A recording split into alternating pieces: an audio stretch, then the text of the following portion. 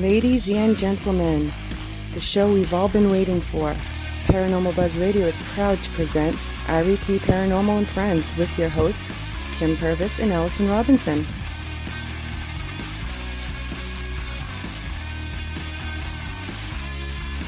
Live every Thursday night on Spreaker, 8 p.m. Eastern, 7 Central, 5 Pacific. Be sure to check out their Facebook page, REP Paranormal Busters.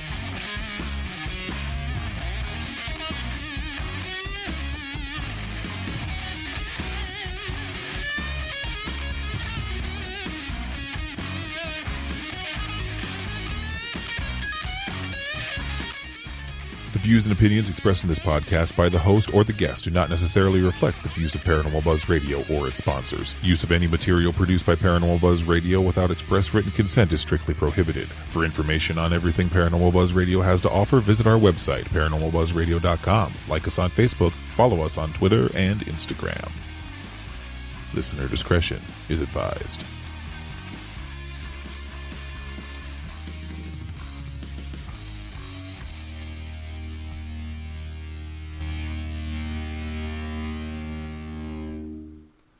Welcome everybody to another night of REP Paranormal and Friends. We have a special guest tonight, which I've been kind of fangirling about, honestly. We have Michelle Belanger on tonight, so thank you for coming on the show. Well, I've been looking forward to it. I'm super excited about it. Excuse me. So a few things about you. You're an occult expert. Media, you've been on TV, you've been on Portals to Hell, you've been on Paranormal State, you were on the Salem Live, psychic, author, singing. I saw you singing on one of your posts on Twitter not too long ago. Yeah, I did a little bit of Donna Nobis Pacem because, well, you know, we kind of need it right now. Yes, yep. No, there's like, you do like everything. Like, what do you not do? I do not do taxes. Someone else does the taxes for me because the math is terrible. I'm terrible at math. I don't do my own taxes either. I pay somebody to do that for me. But anyways, why don't you go ahead and just tell us a little bit about yourself. How did you get into all of this?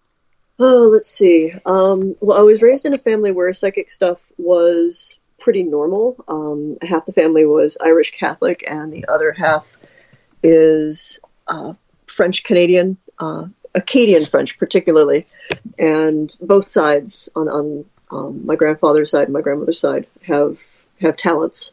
So when I had experiences as a kid, like, it wasn't weird and I wasn't discouraged from talking about it. Like, instead I was actually encouraged to read, to study, to understand it a little bit better, which definitely appealed to me because I'm the kind of person, like, you know, everybody has different pathways to knowledge and understanding. Some people listen and learn better that way. I'm a reader, and I've always been a reader. Mm-hmm.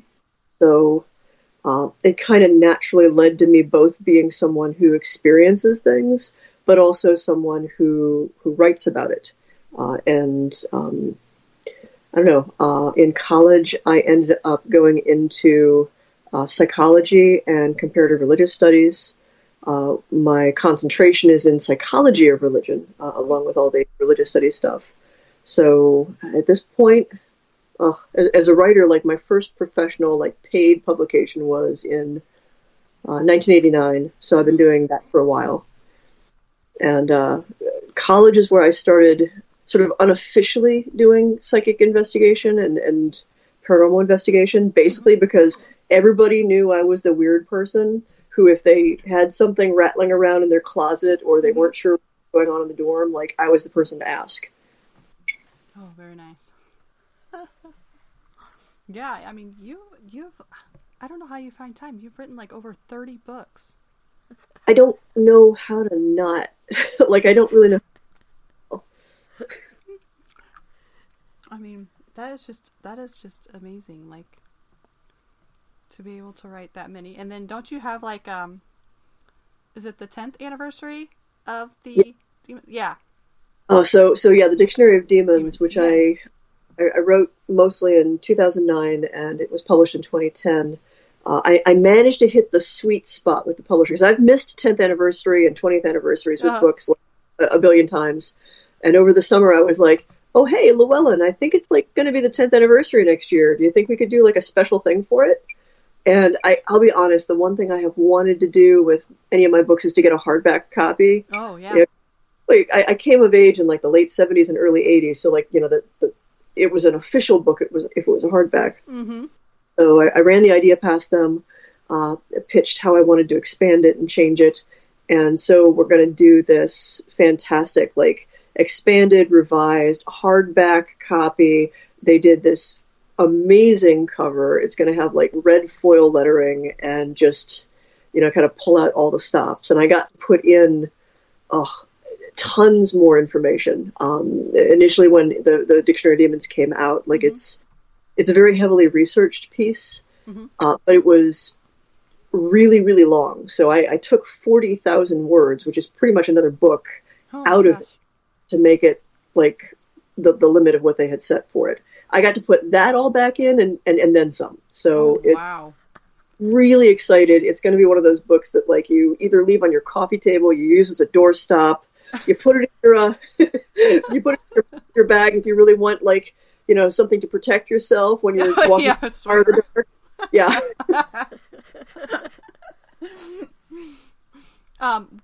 Where are people going to be able to find that edition?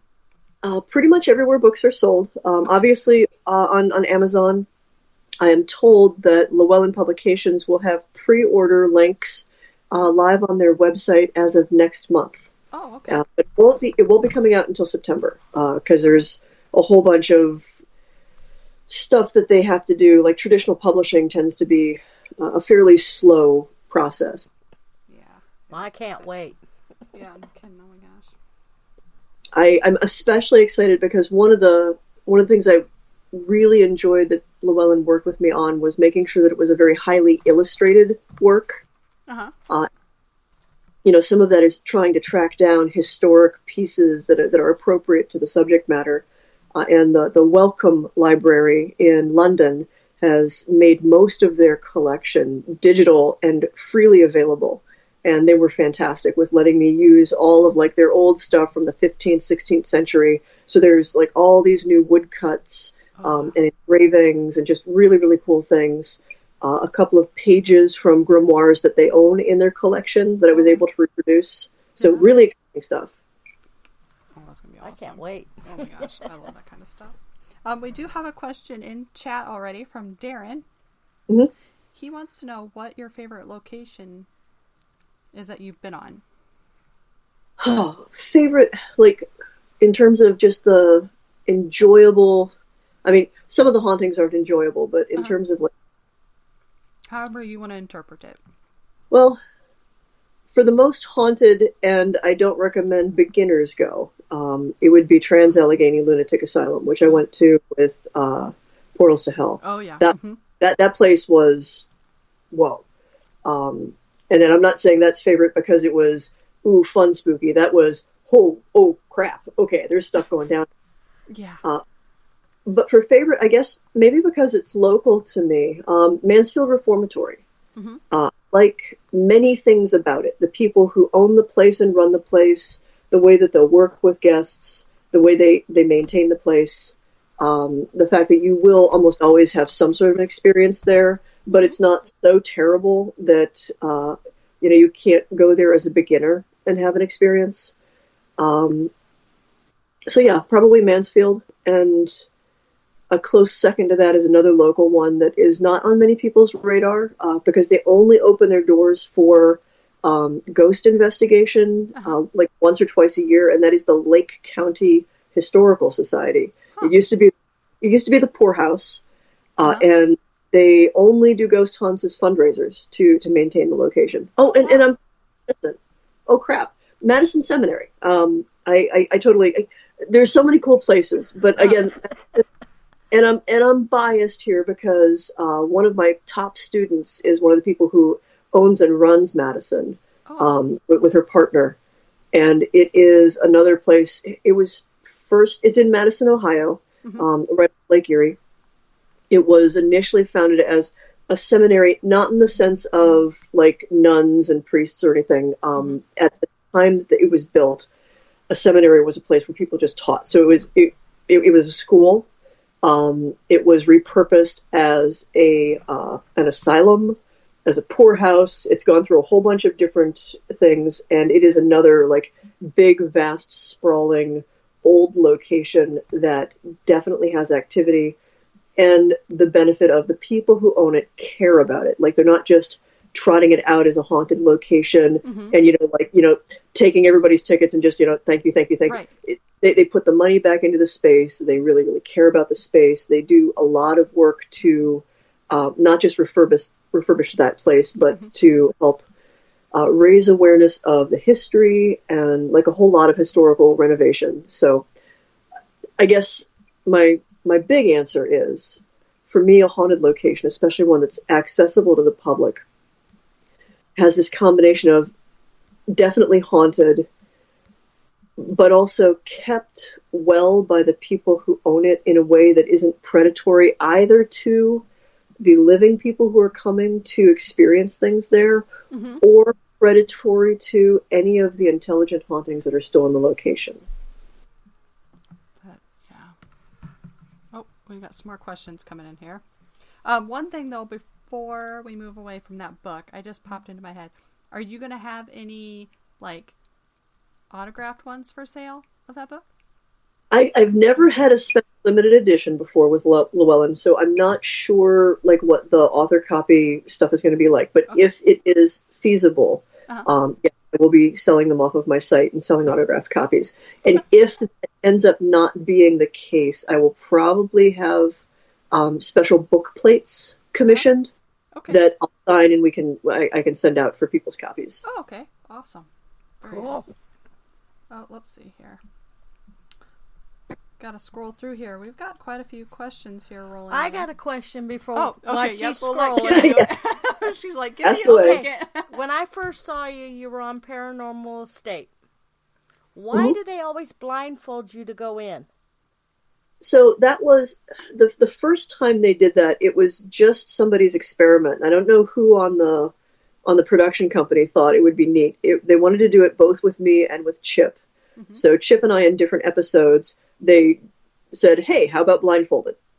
Now Chip wasn't a big fan of the blindfold because he works differently with stuff. But for me, I actually found it incredibly liberating. So I've always tread this place in my head of, am I being psychic with these perceptions, or am I just being Sherlock Holmes and being incredibly perceptive about the location?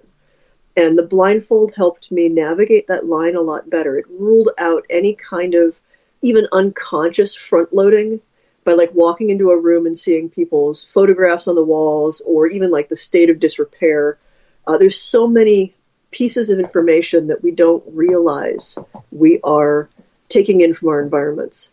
So with Paranormal State, like they really only wanted to do the blindfold for that one time as an experiment, and I liked it so much that I asked them to keep it. I still have that old. And I didn't know why. Yeah, it helps. That's understandable. Yeah. Think of it also like you block out one sense and other senses become a lot more keen, and that definitely is the case. Like if I take away my physical eyes, my other eyes are much more focused. Okay. Rolling, because we have a lot of people in chat here. Okay.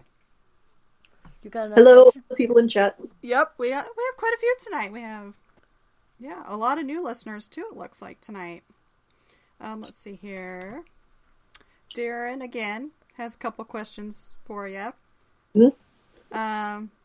This one, it says, what's your favorite occult you have dealt with? Aspect of the occult or like occult group? Maybe he's thinking occult group? Yeah, I mean, well, it gives me the opportunity to like make the disambiguation between cult and occult. Yes. Yeah, the word occult actually means hidden or secret, and it's sort of a blanket term for everything sort of weird. Technically, the paranormal falls under the occult. We don't think of it that way anymore. And then there's cults, which are, we've got the negative sense of a small religious sect that is probably abusing followers one way or another. Although technically, the term is just a tiny religion.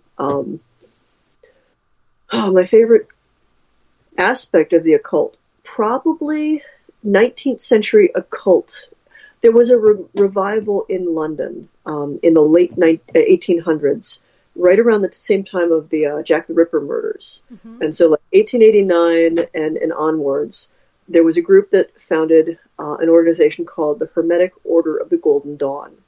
And their occult practices, the translations that they engaged in, and all the other stuff that they were doing really had a huge impact on not just occultism in the 20th century, but also spiritualism, the New Age movement, the modern magical movement, and to some extent also the paranormal community and paranormal investigation.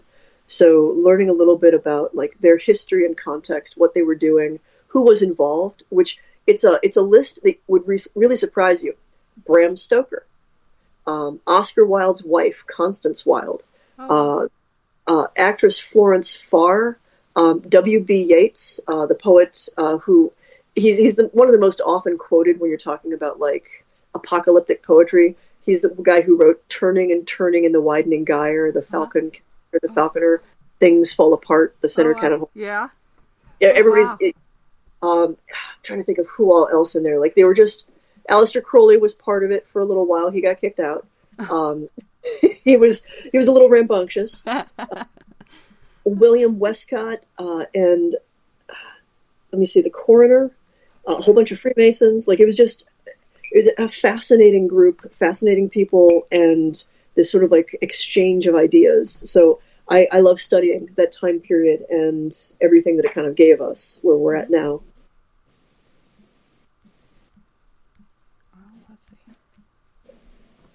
If I seem distracted, my cat Bliss has decided that now must be playtime, so I am also... That's fine. Not a swinging problem. a little toy bat on a string around. I like seeing all your little kitty pictures I see on Twitter every now and then. All right, let's see here. Darren he's on a roll tonight. He's got quite a few questions here for you, so we'll get through some of those. Let's see here. He would like to know, what's your favorite device of choice at this present time? I mean, I can tell you, I'm not a fan of either the GeoPort or the Ghost Box stuff. Like that just, for some reason, and I think maybe because I'm like really sensitive to auditory stuff, like that distracts me more even when it seems to work. I'm kind of old school. Like I started off initially reading stuff on paranormal investigation written by like Harry Price and Hans Holzer. So dowsing rods and pendulums and things like that, even though they are highly suspect because how easily they are influenced by ideomotor response. I've seen some pretty good results with people using K2 meters. You'll see me not use a whole lot of tech, a lot of like electronic-based tech.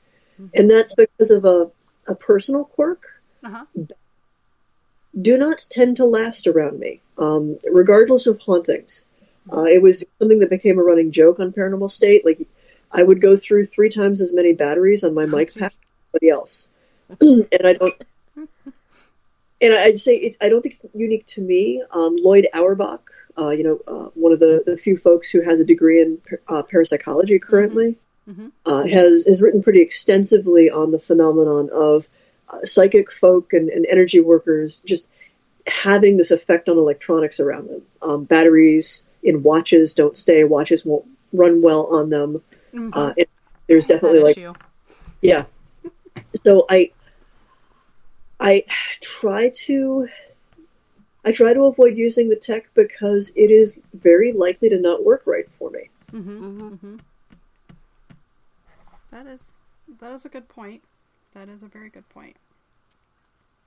Oh, let's see here. He had another one. Yeah. Have you tried the Estes method yet? It's one of his questions.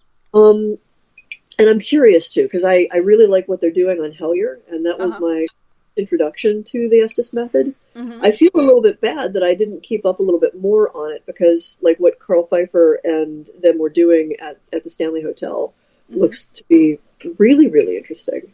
Yeah. And I like what the Estes method is meant to accomplish. And I honestly think that we can apply that same concept to an awful lot of things. Even say for a Ouija board, for example, or pendulum, or dowsing rods. I mentioned ideomotor response, which is the unconscious movements that the person holding the device is making happen, even though they don't realize they're doing it. If you apply the idea of the Estes method and blindfold that person, but still have them using the device, I would be very curious to see how it would change and how it would increase accuracy. Yeah. That is We might have to try that. Yeah, we might have to try that out and see what happens. Never thought of that. I really actually never thought of that. But yeah, that is a very good point. I mean, it rules out, being accidentally skewed by your expectations, by your unconscious responses. I think that there's a lot to be said for that, and it may help with anybody who would be skeptical that people are faking. Because it removes a lot of the temptation, as well as just accidental influence from our hopes, fears, expectations, which are all of us come into these things with. Right. Let's see here. Oh, here's another one. If you come across a full body apparition, who would you want it to be, and what would you say? I mean, I've seen a full-bodied apparition, and it's probably the first ghost experience I had. She didn't talk, though. She was...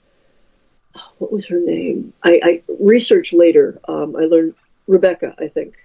I grew up in a town that had a haunted library, and when I was in the neighborhood of 4, I went into a part of the library where they were doing repairs, and I saw this woman standing there, and she had all this dark hair kind of piled up on top of her head, and she had this dress that looked to me to be white with like little blue flowers on it, and it had these big poofy sleeves and like very tight fitting forearm bits with tiny little buttons and all these tiny buttons down the back.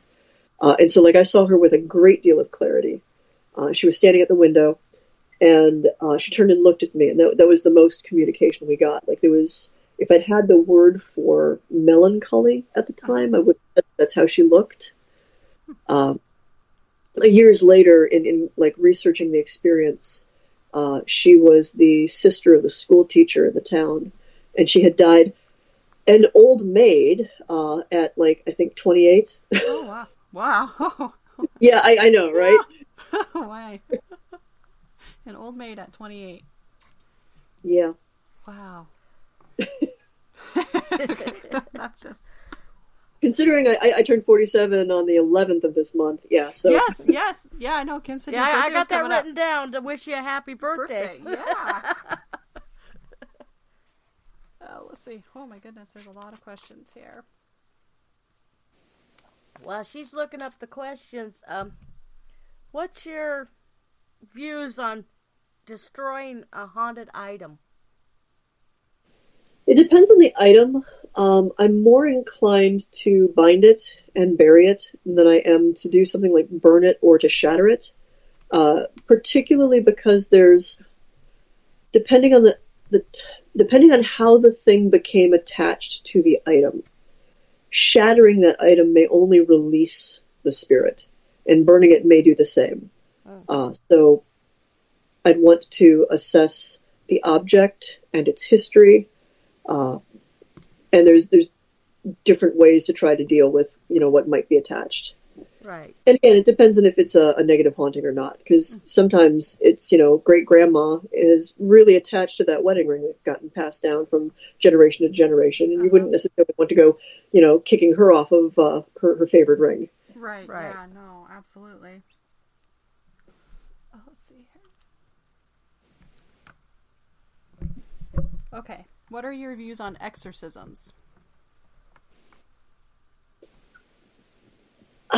Complicated. One, I think, well, it depends on if we're talking like strict Catholic traditional exorcism or just casting spirits out. I think that it's something that someone shouldn't attempt to do without a certain amount of training and background. It's not something that you casually go into. Mm-hmm. I think that people who perform exorcisms should have several years of training in their own defense, in the traditions of their particular belief system, and they probably should have assistance while they're doing it, because it's an incredibly demanding thing, psychologically, emotionally, energetically, and spiritually. That said, I do believe that people can perform exorcisms outside of the strict Catholic ceremony. I think that different belief systems have different approaches. Actually, I've been doing a survey in different religious traditions and their exorcism approaches. So there are types of exorcism in Judaism and in Islamic beliefs. Exorcism is practiced over in like Indonesia. There's Buddhist, there's Hindu techniques. And it's interesting to me, many of the things that they have in common, as well as the way that they diverge. So my strongest suggestions to people, if you're curious about it, read and research before ever attempting. Mm-hmm. If at all possible, get a mentor who has experience, who can teach you and guide you. Mm-hmm. And don't just willy-nilly toss yourself into doing exorcisms. I would recommend working with that mentor. Sit in on one. Mm-hmm. I have done so, and they are never what you would expect. Yeah, I would not want to go just jump into something like That's that. something I'm not. No. Nope. And that's a sort of situation that I don't recommend a person seek out unless they really feel that they have a calling and they have put time and the effort into honing their skills long before they're actually put on the front lines. And maybe you should think of it like that. Yeah. You don't pick up a gun and decide that you're a police officer. Right. Like, Yeah, no, you go to you police don't. academy, you get a criminology degree, you spend time as a rookie, you Right. have somebody shadowing you. Like, Yep. that's not something that you just like jump into, and Right. and you're gonna come out unscathed if you do. Right, yeah, exactly. That could turn out really bad. Let's see. Okay. If you had a chance to make your own Ouija board, what kind of differences would you like to have on it stand apart from others? So I did years ago hand burn a spirit board for myself. Oh, wow. And the first thing I put on there that's different, and I will be making a different one after this. Like my wood burning skills are not ideal, but the first thing is to just have a spot in the middle of it that is sort of like the reset button, like to bring things back to be like we're no longer talking to you, or like it's a new face, Right. it's a new spirit. I don't know if this is just how things end up working with the spirits that I end up in communication with or not, but my ideal board would not merely be in English. Mm-hmm. I've had things communicate in a number of different languages, Mm-hmm. and Yeah. sometimes people to know kind of like where they're coming from, what time period. Now, all of that kind of goes along with more than what is on the board. My biggest changes are how people use them. Mm-hmm. I have a very strict setup for making use of a spirit board, and that goes like this. a minimum of 3 people sit on the board and are the ones who are placing their fingers on the planchette. The person who is involved and has a vested interest in the questions and answers sits off of the board and does not touch anything. Mm-hmm. And you have an additional person whose only purpose is to record everything. In the best situation, the people sitting on the board are blindfolded or in such low light that they can't see what they're looking at, that they can't see the letters, and therefore are not going to be tainted or missing. And then the other thing is it should be done in a space where you've essentially set up protections. If you're pagan, that means casting a circle, or at least warding the room so that only what you are inviting comes in. So my use of spirit boards ends up being a pretty involved situation. We don't use it frequently, but that setup where the people on the board are not involved in the questions and have no vested interest in the answers, the person asking is outside of it, and you've set up space for protection, and you have a very clear point of inviting communication and a very clear point of ending communication. That is the safest, in my opinion, setup that you can have, and also the most foolproof, instead of even just accidentally pushing it, because sometimes people will do so unconsciously, even if they're not trying to actually fake stuff.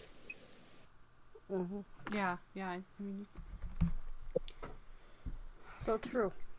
let's see. That's an interesting way of doing it. I've never No, yeah. thought about it that way. I Makes spent sense. It makes sense.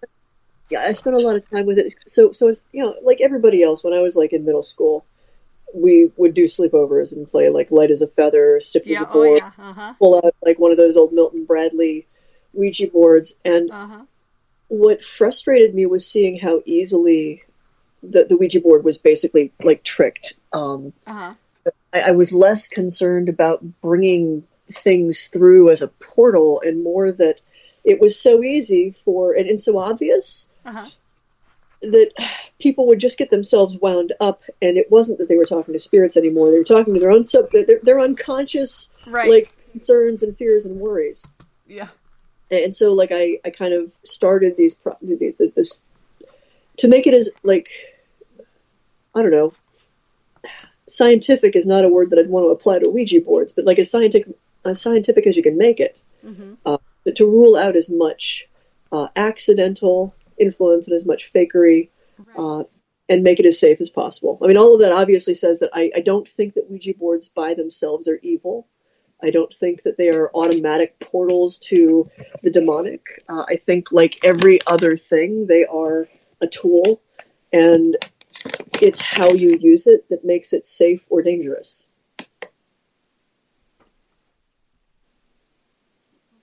Another question? You got one there? Because I've got a few to scroll through here. Because people Darren wants to know what your views on scarring mirrors. Scrying mirrors. Yeah, another useful tool. Something that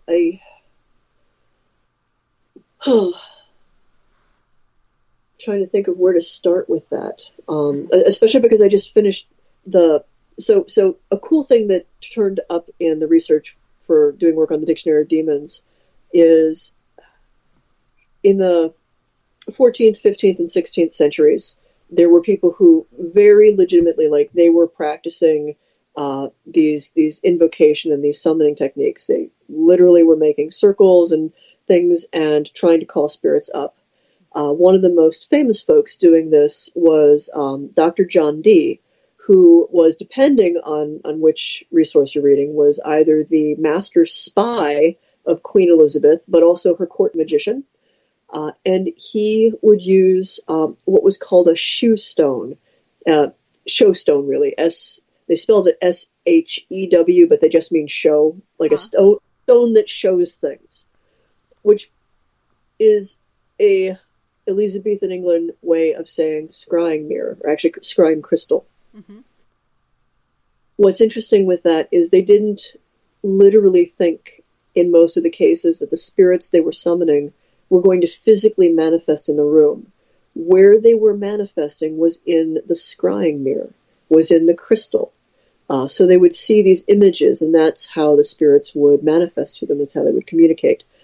So this tradition of scrying mirrors, which is way older than Elizabethan England. Like, I've got a recreation of a scrying mirror that was found buried under a British cottage that goes back to the Roman occupation of Britain. That just by the stuff that was, put on the back of it, we know people were using it to communicate with spirits. So scrying mirrors can be used for a number of things. You can use it in a kind of psychological way of letting you see your own unconscious mind, kind of like wide awake dreaming, where really all it's doing is letting you communicate with yourself by projecting outside of yourself to this mirror that you're looking at. But it also has the potential to be a doorway that you open that you can easily shut for spirits to manifest and communicate with you. As with every tool like that, it comes with all of the usual warnings of, don't do it if you aren't confident in your ability to shut it back down. Mm-hmm. Don't do it if you aren't confident in your ability to protect yourself or solve the problem if something goes wrong. Don't do it if you are someone who's prone to hallucinations, or other sort of like mental problems that you have a hard time navigating what's real and what's not, because the parts of your brain that works with will make it even more challenging for someone who has those issues.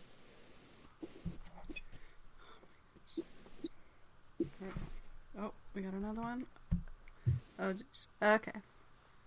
This is kind of an interesting one. I haven't seen this one pop up in chat before, but they want to know if a pregnant woman goes on an investigation and gets possessed, would the fetus get possessed as well? Huh. Okay. Well, it's a legitimate question. Yeah, it is. I've just never had that one pop up before. So I suppose it depends on when do you think a soul is in the body and how early. Because what I would question is not to scare anybody, but if we want to go there, who's to say that she wouldn't get possessed but maybe carry the spirit in her baby? Yeah. That is a possibility. I mean, you don't know. So I guess the core of this question is probably, is it safe for a pregnant woman to go to an investigation? And I think yes, but I do think that we should consider what we are exposing children to. And more than the spirits, I would think maybe just the energy of the place. If you're going someplace really negative, if you're the kind of mother who will make a point of not smoking and make a point of not drinking while you are pregnant, also consider the other things that you will be exposing the unborn baby to. Right. Possession aside. So should that stop you from going places that are haunted? Not necessarily. I actually just worked with a friend who's a witch, an investigator, who had a baby recently, and what she would do before going to some of the places that she knew had energy that she didn't want the child to be exposed to was she would do a protective thing on the baby. Like she would, how we ground center shield, we go into places where we have protection up.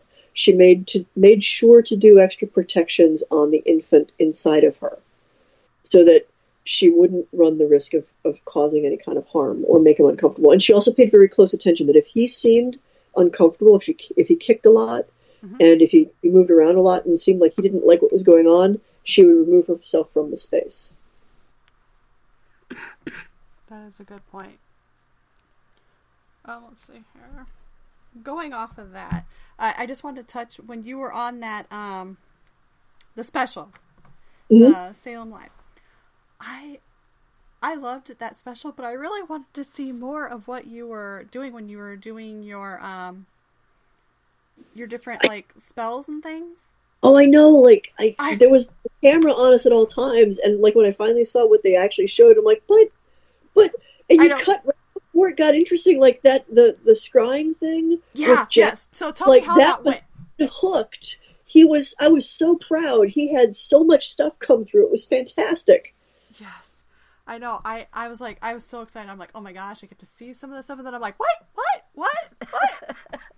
happened? Yes. It was a little bit like, I don't know, like being at a party where like there's people walking around with hors d'oeuvres, and as soon as you grab the one that you like, they just walk off and they never come. Yeah. No, but that was actually pretty interesting. And then how you guys had them reenact and everything. That was pretty dang cool. I did thoroughly enjoy it. I just wanted to see a little bit more of that action, though, to see like how you did things, and I know you do like retreats and things, right? Yeah. I own a 150-year-old home in Oberlin, Ohio. Okay. And it's the coziest haunting. I mean, I suppose I should have said, well, my favorite haunting is the haunted house I own. Yeah. We bought it because it's clearly got intelligent spirits, but they're the kind of spirits that you could even bring like a psychic kid to, and you wouldn't worry about what would happen to them, because they're just residents who love the house so much that they never moved out, even though they died. And so it's got, and it was passed down among like the same family for many, many generations. And most of the folks who are haunting it died on the property, not in any kind of like bad way, like they died of old age. Some 80s, 90s, like they lived their whole lives there.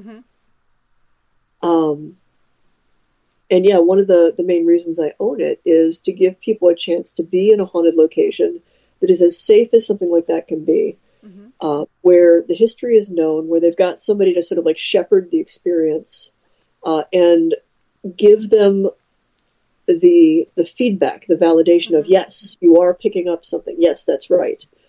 Yes, other people have perceived that as well. Or, the occasional, like, I don't know what's going on, but everyone perceives things differently, so I can't rule it out. Right. Yeah, I did read about that, and that sounded pretty cool, so I wanted to bring that up so people can check that out, and it's on your website, correct? Yeah, we call it Inspiration House. And Oberlin, Ohio. I've got a retreat coming up later in this month. It's available through Airbnb as well. So if people don't want me to come with the house and they just want to book an investigation and like a sleepover, it's fairly expensive. Like, don't quote me, but I know it's under $150. Oh, okay. Oh, wow, very nice. Okay, sweet. Let's go to Ohio. Hey, there's another chance. We'll have to keep that in mind. Yeah. It's a lovely little town too. It's got this like the oldest music conservatory in the States. A huge history of Underground Railroad stuff. Oh, wow. It's within walking distance of like all these little shops, and my favorite, which is the Ginkgo Gallery, which is an art gallery in the front and a kitten rescue in the back. Oh, wow. Oh my God. So like all the college students that go to Oberlin can like go in and have kitten time with the little faucet they have back. Oh my gosh, that'd be great. Well, let's see. We got a few more questions here. Gotta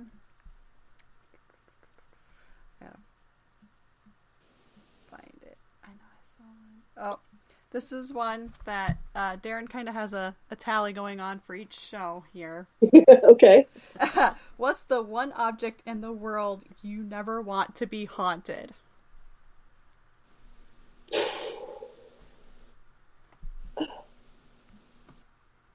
I have the dirty mind of a 14-year-old boy, and let me think of something else. A garbage disposal. A haunted garbage disposal would be the worst thing ever, because you'd never know if it was going to go on when you put your hand in to clean it. That is true. Which one? Yeah, that's true. Yeah, oh my gosh. That would not be fun. That's like a phobia of mine, actually. Like, I'm always afraid. You never know if it's going to turn on. Haunted gun. I mean, God, I can think of a bunch of things I wouldn't want to be haunted. Mm-hmm. I threatened somebody I really didn't like to bind them to a well-used butt plug, so a haunted butt. That's a good one. That's great. Oh, let's see here. Let's see. I know there was another one in here somewhere that I think I missed a couple. Do you believe in holy water, or do you think it's just water? There's a question in there. Um, I believe in holy water the same way I believe in using sage. Uh, I believe that there's some basis in why those things are chosen, but to me, most of the power comes from the intent and the faith of the people who are using it. So if holy water doesn't mean shit to you and you use it, then it's not going to do anything. Right. In the same way that if you grab some sage and wave it around and that doesn't have any meaning for you, that's not going to do much of anything other than make the room smell sort of like pot. Yeah, that's true. Yeah. That's my views too. I mean, that question's been brought up a lot, and I think a lot of people have that same kind of aspect to it. I mean, it's not going to do you any good if you don't believe in it. Might as well just do the pot and really feel good.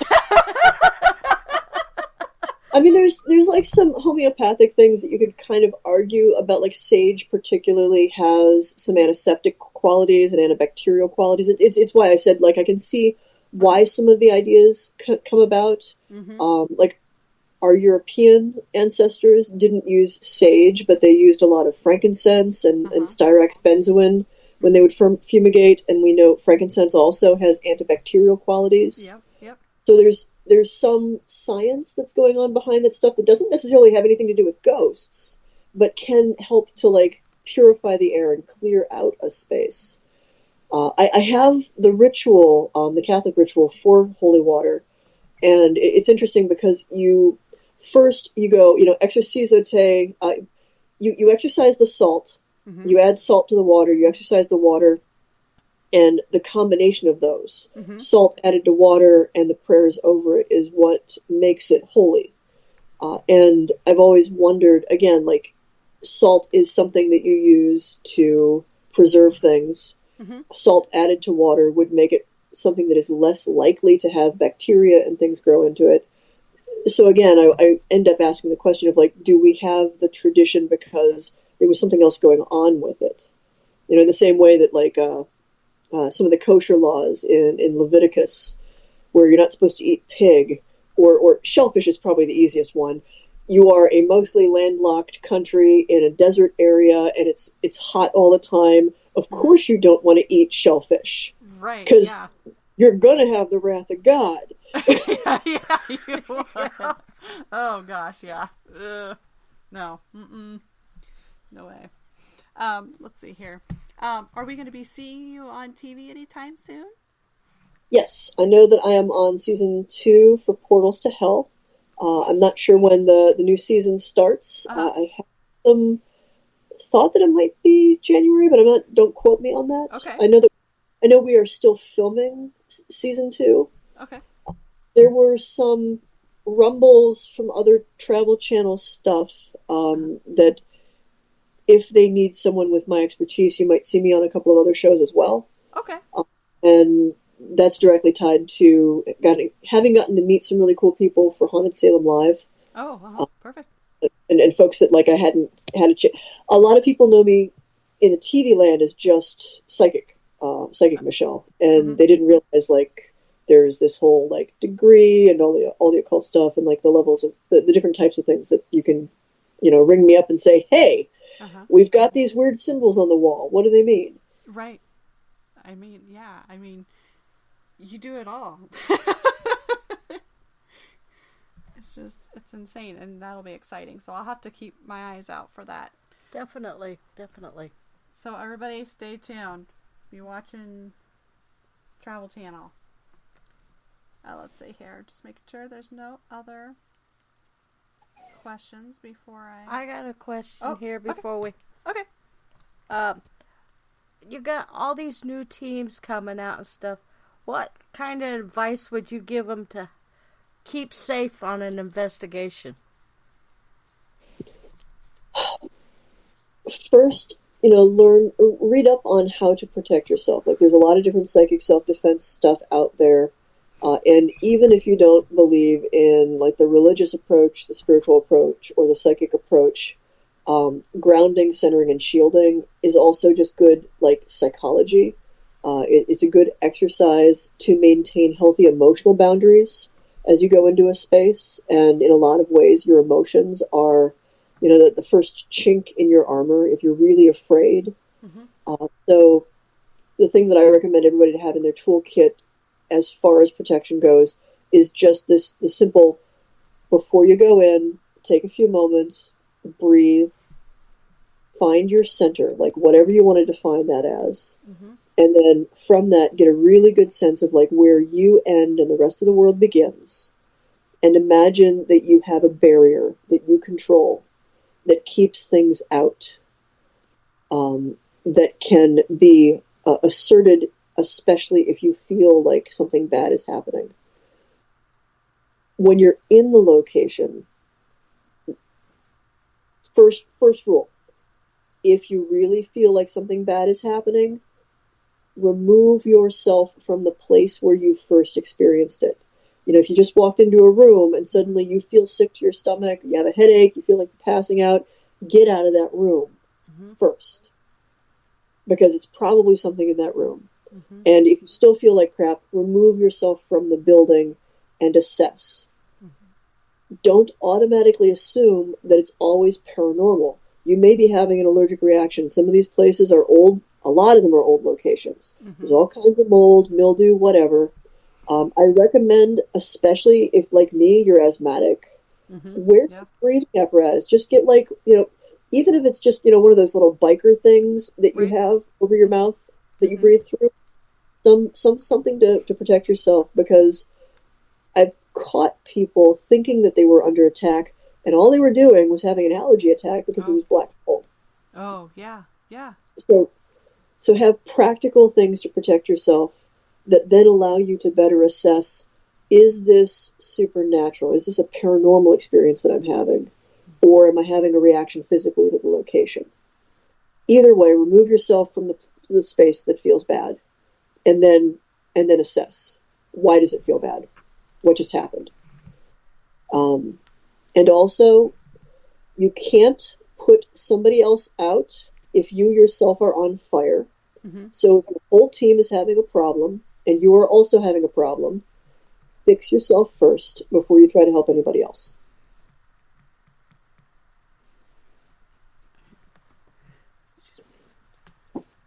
All right, let's see here. Just double checking here. Let's see. We did have a question, but I'm pretty sure we already answered that one from Cora. Well, let her ask it again, since she might have missed it. Let's see here. Yeah, I think she had to go back to work for a little bit.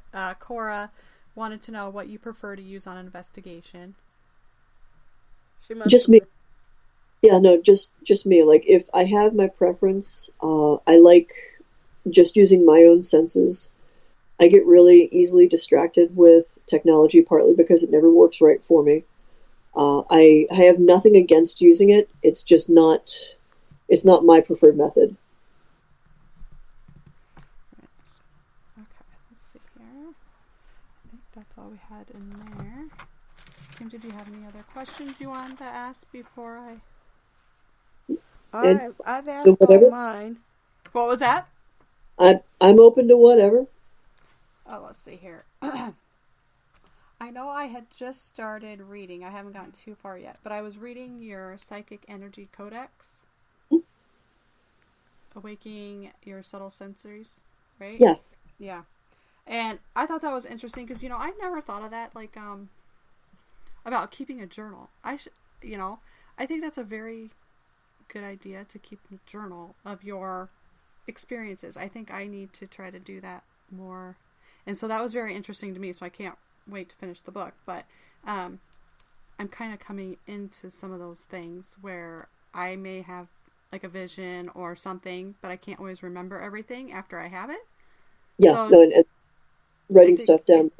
My grandmother was the one that encouraged me to start doing that.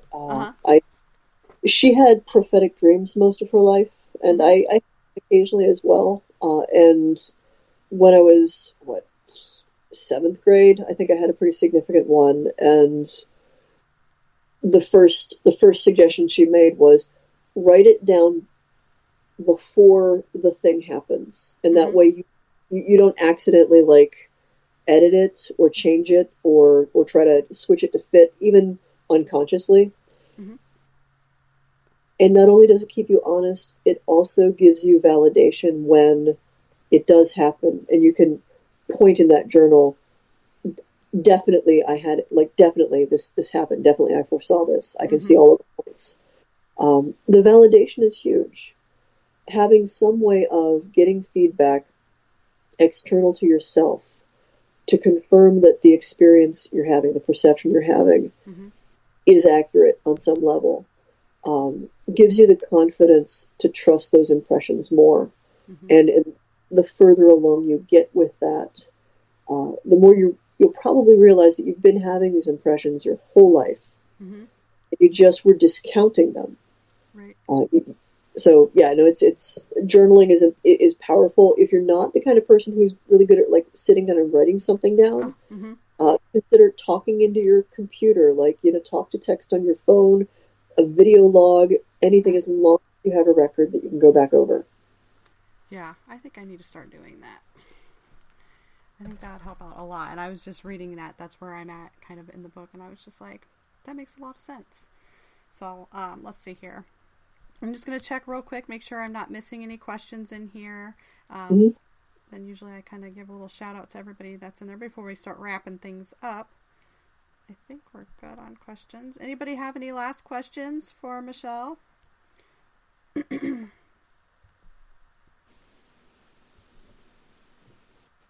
think we're good here. So I'm just going to kind of give a quick shout out to everybody who was in chat tonight. We had Terry, we had Darren, Natalie, we had Cora, we had Lewis, we had myself, we had Cynthia. Let's see. Oh, I got kicked out. Gotta love technology sometimes. I always get kicked out of there. Shay, we had Matt, we had Angie, we had Christopher in here. Kim was in here. We had a Brandy in there. Oh yeah, there was a Brandy at one point. I do remember seeing that. Yep, she is. All right, so thank you everybody who was in chat, participated in chat tonight. We had an awesome chat tonight, so thank you for that. Thank you for everybody who was listening that wasn't into chat tonight. I'd like to thank Michelle for being on the show tonight. It was amazing. We had several people in there saying they were fangirling, so I'm not the only one who's fangirling tonight. I've been super excited for this, and then when I got sick yesterday, I'm like, oh, I have to be better. I have to be better. So I do appreciate you for being on. Any last thing if that you want to say, like where they can find you on social media or your websites? Any kind of plugs you want to give out? Okay, well, MichelleBelanger.com is the main website. You can probably Google Inspiration House for the place that we rent out and run classes from. I'm on Twitter, Instagram, Facebook, and YouTube as Seth Anakim, SETHANIKEEM. It's the same one for all of them, so if you find it on one, you can find it on all of them. I'm most active on Twitter. And as a birthday present to myself, I know this might seem weird, I put out another book just for funsies, and it is a collection mostly of all of the articles I wrote for the Paranormal Insider, which was the blog that went along with Paranormal State. And it's called Wide World of Weird, because it's all like these single-serving bits about the Bentwaters UFOs and the Hopkinsville Goblins, Christopher Columbus's UFO sighting, the Dyatlov Pass mystery, like Yetis and missing people and Fortean events and ghosts and hauntings and psychic stuff, and just all the weird. Over 100 different articles. So that's out on Kindle and in physical book. perfect. We have one last question here from somebody who joined late. Okay. They would like to know, do you notice if the moon phases have anything to do with how intense the spiritual energies are coming in for you? Like, are full moon energies more conducive to spirit communication? It doesn't have that impact on me, but I know that it has an impact on other people. So what I recommend is pay attention to your own cycles. I found journals to be really useful. My cycles tend to be more seasonal than they are lunar. Mm-hmm. So I am really intensely on the dark side of the year, which, for us in the States is pretty much middle of September, late September, October, November, December, and now, like, this is the time when things are most intense for me. All right. So hopefully, I think. All right. So, again, thank you, everybody, for tuning in tonight. And thank you again, Michelle, for being on. Thank you for having me. Yes. And next week, we have Amanda on from Spook Eats. So stay tuned for that show next Thursday. And everyone have a good night. And then if you just want to hang on one sec. Yeah.